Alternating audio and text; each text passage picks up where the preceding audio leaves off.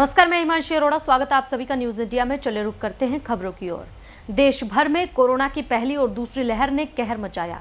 दूसरी लहर का प्रभाव कम हो गया है, लेकिन खतरा अभी तक टला नहीं है। देखिए हमारी खास रिपोर्ट। कोरोना वायरस ने जिस तरह देश भर में त्राहिमाम मचाया है, वैज्ञानिकों का कहना है कि कोरोना की तीसरी लहर का आना तय है, जिसकी तैयारियां अभी से प्रशासन ने युद्ध स्तर पर शुरू कर दी है। हालांकि कोरोना वायरस एक ऐसी बीमारी है जो वक्त वक्त पर अपना रूप बदल रहा है और कब कितना खतरनाक होकर शरीर के कौन से हिस्से को नुकसान पहुंचा दे, कहा नहीं जा सकता। कोरोना से संक्रमित हुए लोग अभी भी पूरी तरह से उभर नहीं पाए। ब्लैक फंगस के बाद अब कोरोना मरीजों में ठीक होने के बाद भी कई बीमारियां देखने को मिल रही हैं, जिसके लिए पोस्ट कोविड केयर सेंटर भी बनाए गए हैं। हर रोज पोस्ट कोविड केयर सेंटर में मरीजों की संख्या बढ़ती ही जा रही है। ब्लैक फंगस के साथ अब स्किन एलर्जी भी बड़े परेशानी बनी हुई है, जिसके लिए लोग अस्पताल तक पहुंच रहे हैं। सावधानी ही सुरक्षा है, इसी से कोरोना वायरस को मात दी जा सकती है। लेकिन बड़े शर्म की बात है कि लोग इसे हल्के में ले रहे हैं। कोरोना के मामलों में गिरावट राहत की बात है, लेकिन खतरा अभी टला नहीं है। लॉकडाउन में छूट के बाद लोगों ने लापरवाही बरतना शुरू कर दिया है। बाजारों में भीड़ और बिना मास्क के लोग दिखाई दे रहे हैं, जो कितना खतरनाक है इस बात का अंदाजा दूसरी लहर के दौरान उन तस्वीरों से ही लगाइए, जिसने सभी को झकझोर कर रख दिया। रोहतक के बाजारों की ये तस्वीरें देखिए। एक वक्त था जब दुकानदारों ने खुद प्रशासन से लॉकडाउन लगाने की गुहार लगाई थी, लेकिन आज ये खुद ही मास्क नहीं लगा रहे हैं। इसके साथ ही ये अपने वाहनों को भी बीच सड़क लगा रहे हैं, जिससे बाजारों में भीड़ हो जाती है और कोविड नियमों की सरेआम धज्जियां उड़ती है। बाजारों में उमड़ी इस भीड़ को देखिए। बड़ी ही शर्मनाक ये तस्वीरें, क्योंकि ना ग्राहकों को कोरोना का डर है, ना ही दुकानदारों को। प्रशासन भी इन लोगों से कानून मनवा पाने में विफल साबित हो रहा है। कोरोना का कहर कम जरूर हुआ है, लेकिन खत्म नहीं हुआ।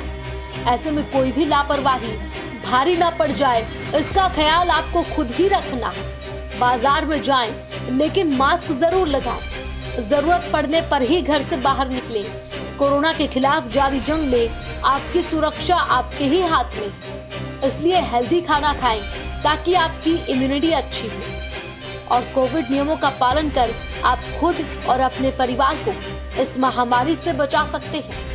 इसलिए सभी नियमों का पालन जरूर करें।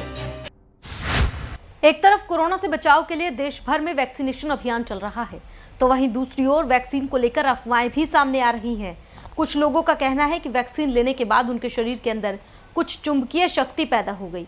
पहले महाराष्ट्र के नासिक में अरविंद सोनार और दिल्ली के जहांगीरपुरी इलाके में एक शख्स ने यह दावा किया कि कोरोना की वैक्सीन लगवाने के बाद उनके शरीर में चुंबकीय गुण आ गए हैं। तो वहीं अब राजस्थान के सीकर का भी एक ऐसा ही वीडियो सामने आया है। सीकर के एक व्यक्ति राजकुमार सैनी ने दावा किया है कि वैक्सीन की दोनों डोज लेने के बाद उनमें अनोखी शक्ति आ गई है। उनका कहना है कि उनका शरीर धातु से बनी वस्तुओं को अपनी ओर खींच रहा है, जैसे चुंबक लोहे को खींचता है। 71 साल के राजकुमार सोनी का यह दावा है कि वैक्सीन की दोनों डोज लगने के बाद उनके शरीर में यह अद्भुत शक्ति आई है। राजकुमार सोनी के साथ उनकी पत्नी ने भी वैक्सीन लगवाई और यही अनुभव किया। बता दें कि पहले भी कई लोग इस तरह के दावे कर चुके हैं। तमाम वीडियो सोशल मीडिया पर वायरल हो रहे हैं।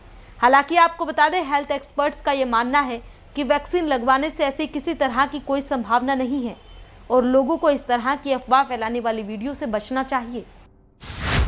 हिसार के एक गांव में एक बाबा एक नाबालिग लड़की को लेकर फरार हो गया है। जैसे ही इसकी सूचना परिजनों को मिली, तो परिजनों ने तुरंत पुलिस को सूचित किया। पुलिस ने आरोपी बाबा को राजस्थान के सीकर से पकड़ लिया है। जानकारी के मुताबिक हिसार के एक गांव की लड़की बाबा के पास जाती थी। लड़की 2 दिन पहले अचानक लापता हो गई थी, जिसके बाद परिजनों ने गुमशुदगी की रिपोर्ट दर्ज करवाई। परिजनों ने बाबा पर शक जाहिर किया। जांच में खुलासा हुआ कि बाबा पिछले काफी समय से लड़की का यौन शोषण कर रहा था।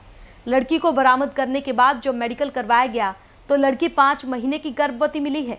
परिजनों ने बताया कि डेरा इंद्राज में रहने वाले बाबा देवदास ने लड़की को बहला फुसलाकर यौन शोषण किया और उसे भगा कर ले गया। बताया जा रहा है कि लड़की काफी समय से बाबा के पास जाती थी।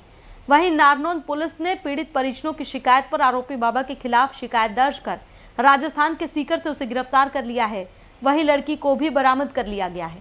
पुलिस ने आरोपी बाबा रविंद्र लोहान उर्फ बाबा देवदास के खिलाफ अलग अलग धाराओं के तहत केस दर्ज कर लिया है। बीजेपी नेता शमशेर खरकड़ा ने लाखन माजरा खंड के गांव खरेटी में बनाए गए पशु घाट का उद्घाटन किया और पौधारोपण भी किया। इस दौरान सैकड़ों की संख्या में लोग मौजूद रहे। बीजेपी नेता शमशेर खरकड़ा ने कहा, पिछले 5 साल से महम में बीजेपी का विधायक नहीं बना, इसके बावजूद हमने भरपूर कोशिश कर 600 करोड़ से ज्यादा रुपए महम हलके के विकास के लिए लाए और इसके अलावा 6 लाइन ग्रीनफील्ड हाईवे और रेल लाइन का निर्माण करवाकर महम हलके के विकास को गति दी। इसके साथ ही शमशेर खरकड़ा ने कहा, विधायक बलराज कुंडू अपनी जिम्मेदारी से भाग रहा है। खरकड़ा ने कहा, बलराज कुंडू 2-4 करोड़ रुपए खर्च कर विधायक बना है, लेकिन बड़े पद और पैसे के लालच में उसने महम हलके को अंधकार में छोड़ दिया।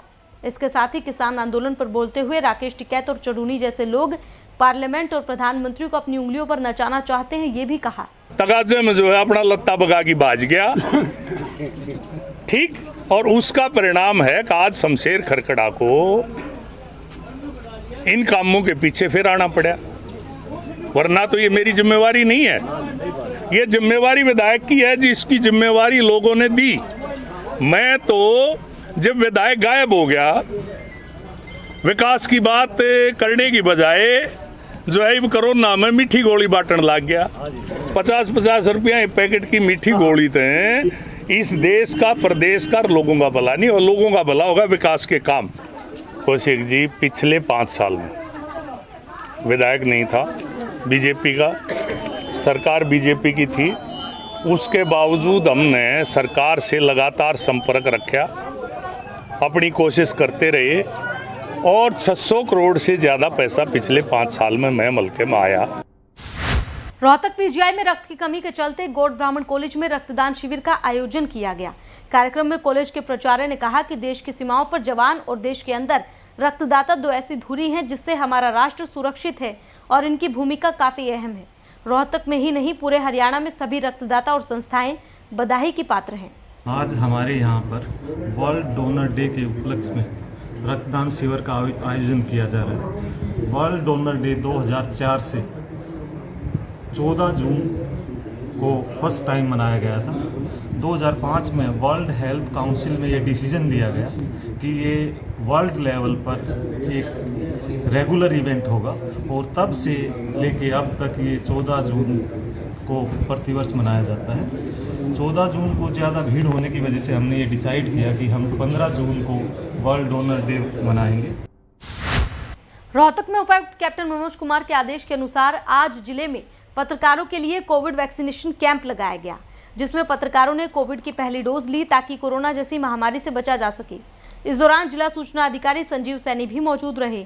उन्होंने कहा कि पत्रकार भी कोरोना वॉरियर्स की कैटेगरी में आते हैं। इसी को देखते हुए कोविड वैक्सीनेशन कैंप लगाया गया और आगे भी कैंप लगाया जाएगा।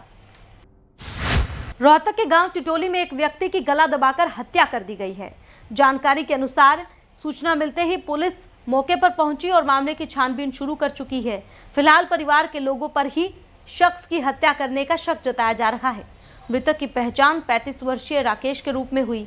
फिलहाल चाचा जसबीर की शिकायत पर सदर थाना पुलिस ने एफआईआर दर्ज कर शव को पोस्टमार्टम के लिए रोहतक पीजीआई भेज दिया है।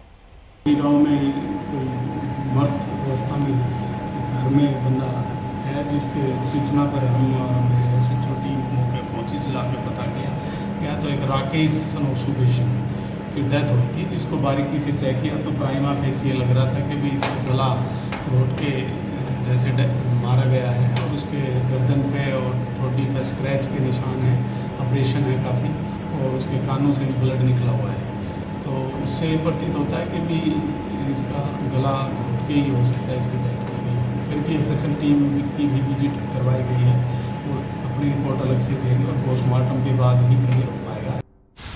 फिलहाल इस बुलेटिन में इतना ही, लेकिन बाकी की तमाम खबरों के लिए आप देखते रहें न्यूज़ इंडिया। नमस्कार।